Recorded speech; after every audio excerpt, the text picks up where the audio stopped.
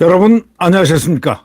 오늘은 2022년 12월 7일 수요일이 되겠습니다. 원희룡 장관이 아까 모두에서도 얘기했지만 제발 좀 살려달라는 파업 불참 기사의 절규, 이것을 자기 페이스북에다 올렸지 않습니까? 참 이게 이제 기자가 취재를 했습니다. 이 사람을. 화물연대 들켜가지고 싣고 나오던 집 내려놔 해가지고 할 수 없이 다 빼앗겼다는 겁니다. 그리고 결국 이게 민주국가가 맞냐고 절규를 하고 있는 겁니다. 지금 2주째 파업을 이어가는 그 민주노총 공공운수노조 소속 화물연대 행태가 날이 갈수록 이제 파행과 일탈로 점철되고 있습니다. 이제 막 속속들이 이 민주노총의 나쁜 행태들이 폭로되고 있습니다. 이건 나쁜 정도가 아니죠. 반국가 형태고 반민족 형태고 반인간 형태입니다. 조폭 이미 넘었습니다. 파업에 동조하지 않는 동료 기사들 향해서 저주, 욕설, 현수막까지 내겁니다. 또 쇠구슬 있지 않습니까? 쇠구슬로 쏘아댑니다. 라이터 마이크까지 집어던지고 일부 조합원은 파업 도중에 불법 도박을 벌이다가 적발되기까지 했습니다. 파업 중에도 도박을 벌여도 괜찮은 사람들. 그래서 지난 5일 원희룡 국토교통부 장관이 페이스북에다 썼지 않습니까? 조폭 행위를 당장 멈추라 하는 글을 아까 제가 맨 처음에 방송을 했습니다. 글과 함께 붙인 사진에는 충남 서부 탱크지의 이름으로 내건 현수막이 등장하는데, 이름도 보십시오. 탱크지에. 충남 서부 탱크지에.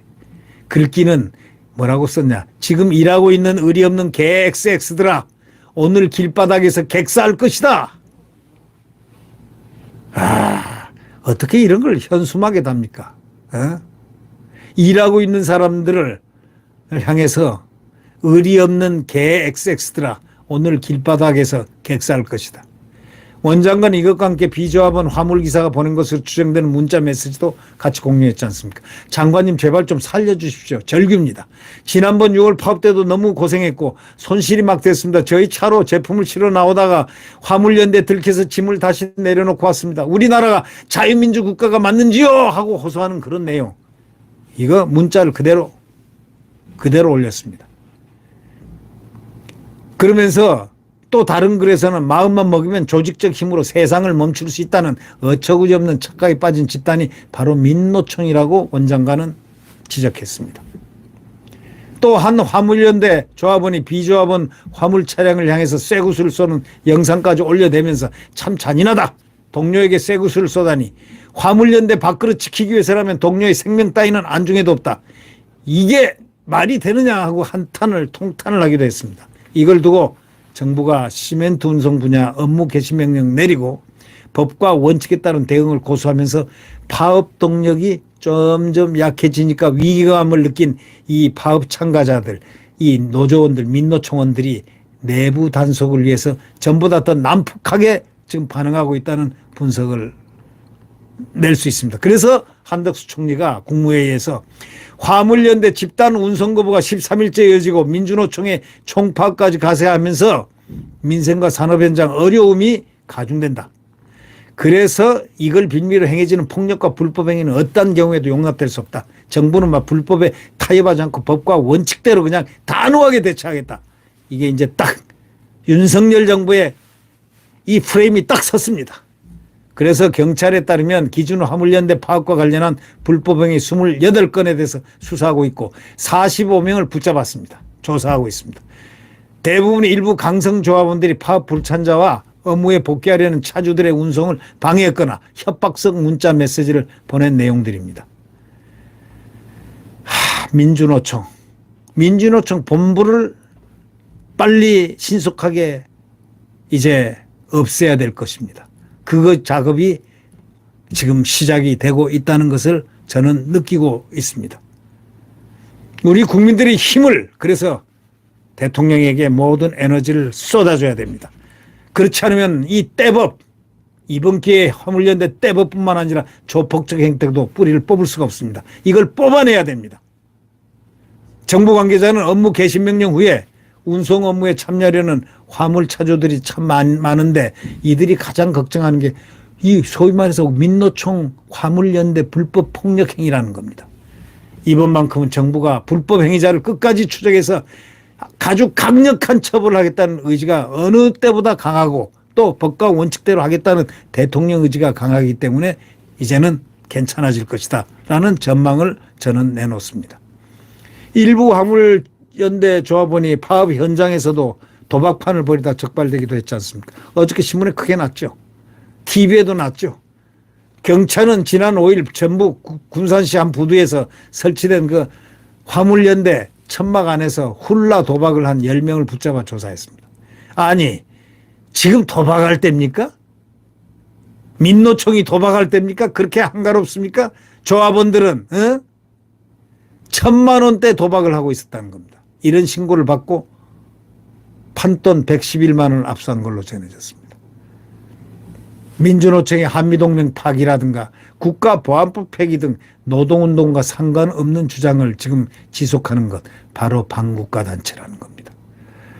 민노총은 홈페이지에 북한 노동당 외곽단체 조선직업총동맹이 보낸 민주노총에 보내는 연대사를 올려놓고 있습니다. 이 글에는 미국과 남조선 집권 세력은 하늘과 땅, 바다에서 침략 전쟁 연습을 광란적으로 벌여놓고 있다. 온결에 치솟는 분노를 자아내는 반통일 세력의 대결망동을 단호히 짓뭉개버려야 한다. 이런 내용이 담겼습니다. 이걸 딱 걸어놓고 있습니다. 홈페이지. 8월 달에 한미동맹 파기 등을 주장하며 대규모 집회를 열었을 때도 북으로부터 받은 글입니다. 이 연계되어 있습니다. 그래서 김행 국민의힘 비대위원이 이것은 사실 국가체제에 대한 문제입니다. 이렇게 얘기했습니다. 순수한 노동투쟁이 아니다라는 겁니다. 노동투쟁을 하는 데는 한미일 군사훈련이라든가 동맹이 왜 거론됩니까? 노동투쟁하는데. 민노총은 아직 활기를 치고 위세를 떨치고 있는 국가보안법, 이제는 관에 넣어 땅속에 묻자는 제목의 성명을 발표했습니다. 국가보안법은 북을 반국가 단체로 규정해서 남북 화해와 단계를 가로막고 있다. 국가보안법이 폐지돼야 남북 대결을 걷어내고 평화통일 새 시대를 열어나갈 수 있다. 이렇게 주장했습니다. 다시 말하자면 간첩을 잡는 법을 없애자는 겁니다. 그러면 이들이 뭘까요? 정체가. 정부가 물밑 협상까지 배제했습니다. 이제 안 한다. 너희들하고 물밑 협상 안 해. 업무 복귀 전까지는 어떠한 대화도 없다. 이런 태도를 유지하는 걸 두고 노동계에서는 정부가 이제 민노총 소속 강성조합원들의 민노총 불법 행위를 더 이상 묵과하지 않겠다는 강력한 의지다라고 분석을 내놓고 있습니다. 예, 맞습니다. 이제는 용서 안 할 겁니다. 법과 원칙대로 작용할 겁니다. 그렇지 않으면 선량한 노동자들이 이 악질적인 조폭 이상의 자들한테 당하고 맙니다. 그렇게 되면 이 대한민국 노동계의 미래는 없습니다. 아니, 대한민국의 미래가 없어집니다. 이제 차제에 민주노총을 전부 분쇄해야 되겠습니다. 그러기 위해서 우리 대한민국 국민들 정신 딱 차리고 대통령과 함께 이 나라를 새롭게 또 이 나라를 좀먹는 민주노총을 분쇄해야 되겠습니다. 그리고 169석으로 의회주의를 파괴하는 이재명계 민주당을 스스로가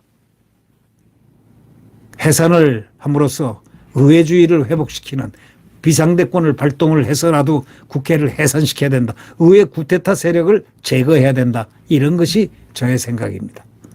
네, 구독 버튼과 엄지를 눌러주시면 감사하겠습니다.